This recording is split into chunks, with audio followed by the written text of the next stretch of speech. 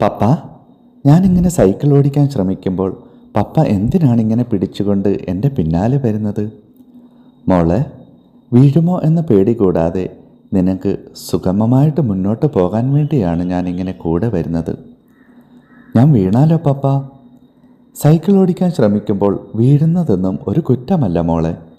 പക്ഷേ വീണാലും ധൈര്യപൂർവ്വം വീണ്ടും എണീറ്റ് ശ്രമിക്കാൻ പഠിക്കണം. എന്നാൽ വിജയം എന്നും നിന്നോടൊപ്പം ഉണ്ടാകും.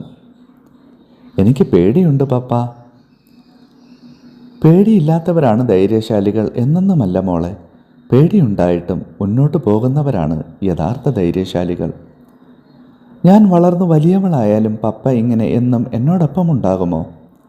നീ എത്ര വലിയവളായാലും നിന്റെ ഓരോ മുന്നേറ്റത്തിൻ്റെയും പിന്നിൽ എൻ്റെ പ്രാർത്ഥനയും അനുഗ്രഹവും എന്നും ഉണ്ടാകും.